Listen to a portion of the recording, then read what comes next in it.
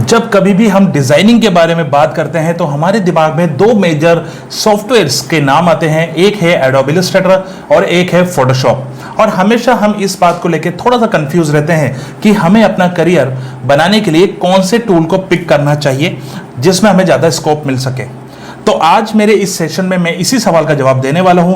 इस वीडियो को स्किप मत करिएगा, एंड तक जरूर देखिएगा ताकि आप पूरे कॉन्सेप्ट को समझ पाए और डिटेल में समझ पाए कि क्या फर्क है एडोब इलस्ट्रेटर टेक्निक में और एडोब फोटोशॉप के अंदर। मेरे इसी तरीके के वीडियो के अपडेट समय पे पाने के लिए मेरे चैनल को सब्सक्राइब करना ना भूलें, साथ ही बेल आइकन पे क्लिक जरूर करें जिससे मेरे सभी वीडियो की नोटिफिकेशन आपको समय पर मिल जाए। है एवरीबॉडी, मैं Vikas Sharma, animator, innovator and motivator, आज आपके सामने डिजाइनिंग इंडस्ट्री से जुड़ा हुआ मेरी डिजाइनिंग सीरीज का एक और नया चैप्टर लेकर आया हूं। इसमें हम बात करेंगे कि किस तरीके से एडोब इलस्ट्रेटर और एडोब फोटोशॉप में फर्क होता है और हमें क्यों एडोब इलस्ट्रेटर या एडोब फोटोशॉप को किन किन कंडीशंस में काम में लेना चाहिए, इसकी बात करेंगे आज के हम इस सेशन के अंदर। सबसे पहले हमें समझना पड़ेगा कि जब कभी भी हम अपना करियर बनाना चाहते हैं या फिर डिजाइनिंग सीखना चाहते हैं तो कौन से टूल को हमें पिक करना चाहिए और क्यों करना चाहिए। राइट, तो जैसा मैंने आपसे हमेशा कहा है कि आपको क्रिएटर बनना है तो आपको टूल से ज्यादा फोकस करना है कॉन्सेप्ट के ऊपर। उसी तरीके से एडोब इलस्ट्रेटर और एडोब फोटोशॉप भी कॉन्सेप्ट बेस्ड डिजाइनिंग है। आप समझना पड़ेगा ऐसे कौन से कॉन्सेप्ट है जो ये दोनों कवर करते हैं। तो सबसे पहले हम एडोब इलस्ट्रेटर और फोटोशॉप को समझने से पहले दो कॉन्सेप्ट पे बात करेंगे जो हमें डिजाइनिंग में समझना बहुत जरूरी है। Number 1, what is vector. Number 2, what is raster. क्या फर्क होता है वेक्टर डिजाइनिंग के अंदर और क्या फर्क होता है रास्टर डिजाइनिंग के अंदर। तो सबसे पहले हम ये समझेंगे कि वेक्टर डिजाइनिंग और रास्टर डिजाइनिंग एक्चुअल में होती क्या है। आपको पता होगा कि डिजिटल स्क्रीन पर, भले ही हम कंप्यूटर की स्क्रीन की बात करें, टेलीविजन की स्क्रीन की बात करें या अपने मोबाइल की स्क्रीन की बात करें, इन सब स्क्रीन में आपने एक वर्ड सुना होगा जिसे हम कहते हैं पिक्सल्स। यानी कि जो कुछ भी आप इस डिवाइस पे देखते हैं वो सभी कुछ बनता है पिक्सल्स की मदद से। और इन पिक्सल्स का काम करने का तरीका क्या है कि पिक्सल जो है वो हमारी स्क्रीन का सबसे माइक्रो यूनिट है जिसके अंदर कोई कलर हमें दिखता है और इन्हीं कलर्स के कॉम्बिनेशन से मिलकर बनती है पिक्चर्स। यानी आप अपनी टीवी पर बात करें या फिर बात करें अपने मोबाइल पे, कंप्यूटर पे, इन पे आप जो कुछ भी चीजें देखते हैं वो सब मिलकर बनती है पिक्सल की मदद से ही, और पिक्सल की मदद से ही वो हमें दिखता है। एक पिक्सल में सिर्फ एक सिंगल कलर पिक होता है और उस सिंगल कलर के मल्टी कॉम्बिनेशन यानी मल्टी पिक्सल से मिलकर ही हमें मिलते हैं हमारे पिक्चर्स या वीडियोस। तो जिन डिवाइसेस में पिक्सल की डेंसिटी और पिक्सल की क्वांटिटी ज्यादा होती है वो डिवाइसेस में हमें जो पिक्चर क्वालिटी मिलती है वो काफी बेहतर मिलती है, और जिन डिवाइसेस में पिक्सल की डेंसिटी एंड पिक्सल की क्वांटिटी कम होती है वहां पर हमें डिजाइनिंग की क्वालिटी भी कम मिलती है। अब होता क्या है कि जब कभी भी हम वेक्टर के लिए डिजाइन करते हैं और रास्टर में डिजाइन करते हैं तो इनमें फर्क कैसे हमें पता लगता है और इनके फायदे और नुकसान एक्चुअल में है क्या, तो पहले हमें यह समझना पड़ेगा। वेक्टर और रास्टर को डिटेल में समझने से पहले हमें यह भी समझना होगा कि हम इनका यूज किन किन इंडस्ट्रीज में करते हैं, और डिपेंडिंग ऑन इंडस्ट्री ही हम ये डिसाइड करते हैं कि हमें जो क्रिएशन करना है वो क्रिएशन कौन सी टेक्निक के थ्रू करना चाहिए।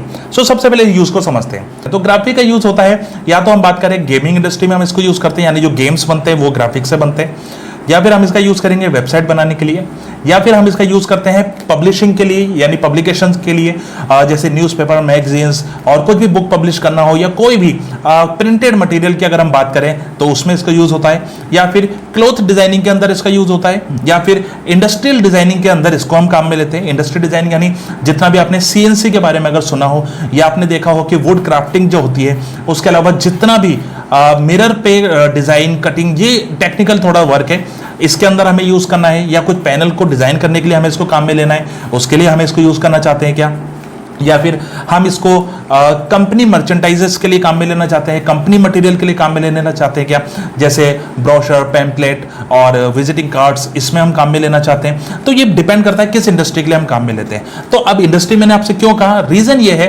क्योंकि जिस भी इंडस्ट्रीज में हमें ऐसे डिजाइन की जरूरत पड़ती है जिनको हम स्केल कर सकते हैं, जो स्केलेबल हो, यानी उसके साइज को कितना बड़ा किया जा सके, कितना ही छोटा किया जा सके। एक स्मॉल एग्जांपल मैं आपको बताता हूं। आपने देखा होगा कि कोई कंपनी का अगर आप एग्जांपल लें तो किसी कंपनी की वेबसाइट पे आप देखेंगे कंपनी का लोगो होता है, उसके उसी तरह कंपनी के विजिटिंग कार्ड पे भी कंपनी का लोगो होता है। उसके साथ ही अगर आपने देखा होगा कंपनी का कोई बड़े लेवल पे कोई इवेंट हो रहा है तो वही लोगो एक बहुत विशाल साइज में भी अवेलेबल होता है। अब ये कैसे पॉसिबल है? ये पॉसिबल है just because of vector design, क्योंकि वेक्टर जो डिजाइन हम जब करते हैं कुछ भी चीज वेक्टर में, तो वेक्टर की सबसे बड़ी खासियत ये होती है कि वेक्टर स्केलेबल होता है, और वेक्टर के स्केलेबल होने की खासियत के कारण ही इन सभी कमर्शियल इंडस्ट्रीज में मैक्सिमम वेक्टर को वेटेज मिलती है। नॉट इवन जब आप बात करते हैं गेम्स डिजाइनिंग की, तो जब आप गेम खेलते हैं तो आपने देखा होगा किसी गेम को अगर आप अपने मोबाइल डिवाइस में खेलें तो मोबाइल में अलग अलग साइजेस होते हैं, राइट। उसके साथ ही अगर आप उसको कंप्यूटर पे खेलें तो कंप्यूटर का साइज मोबाइल के साइज से काफी बड़ा होता है, और अगर उसी को आप टीवी में खेलेंगे तो टीवी में उसका साइज और भी ज्यादा लार्ज हो जाता है। तो इन डिफरेंट केसेस के अंदर हमें कुछ ऐसे डिजाइनिंग की जरूरत पड़ती है मोस्ट ऑफ द टाइम जिनको स्केल किया जा सके। उसी तरह अगर आप प्रिंट की बात करें तो प्रिंटिंग के अंदर भी एक ही डिजाइन को अलग अलग स्केलिंग के ऊपर प्रिंट करने की जरूरत पड़ती है। यानी जहां पर भी हमें ऐसे डिजाइन चाहिए जिनको स्केलिंग किया जा सके, तो स्केलिंग की जो पॉसिबिलिटी है वो होती है सिर्फ वेक्टर के पास, क्योंकि वेक्टर में बनाए हुए जो डिजाइन है वो सभी तरह से स्केल किए जाते हैं। इसलिए वेक्टर के डिजाइन को हम कहते हैं एसवीजी, यानी scalable vector graphic. Not even website के अंदर भी आपने देखा होगा ये सब स्केलिंग हो पाती है। इसलिए जो भी टेक्नोलॉजी में वेक्टर की जरूरत पड़ती है वहां पर हमें जरूरत पड़ेगी किस सॉफ्टवेयर की? वो सॉफ्टवेयर जो वेक्टर ओरिएंटेशन से काम करते हो। और इंडस्ट्री में मेजरली जो यूज आने वाले सॉफ्टवेयर हैं उनमें दो सॉफ्टवेयर बहुत मैक्सिमम लेवल पे वेक्टर पे फोकस करते हैं, वो है एक है इलस्ट्रेटर, दूसरा है कोरल ड्रॉ। इन दोनों का ही नाम आपने सुना होगा और इन दोनों को ही मेजरली इंडस्ट्री में काम में लिया जाता है। लेकिन वहीं पर अब सवाल पैदा होता है कि फिर फोटोशॉप की हमें जरूरत क्यों है और फोटोशॉप का हम क्यों यूज करें? तो जब कभी भी आपको किसी इमेजेस में एडिटिंग करनी होती है या इमेजेस के साथ कुछ भी मैनिपुलेशन अगर आपको करना है तो उस केस में हमें वेक्टर मदद नहीं करता है। वहां पर हमें फिर जरूरत पड़ती है रास्टर टेक्नोलॉजी की। और रास्टर टेक्निक में जो कुछ भी डिजाइन होता है वो सारा डिजाइन होता है यूजिंग फोटोशॉप, और काफी ऐसे इंडस्ट्री टूल है जो रास्टर टेक्निक पे काम करते हैं। क्योंकि जो रास्टर है वो काम करता है पिक्सल्स के ऊपर। रास्टर ड्रॉ भी पिक्सल करता है और मिटाता भी पिक्सल ही है, यानी उसकी पूरी कंट्रोलिंग पिक्सल पर ही होती है।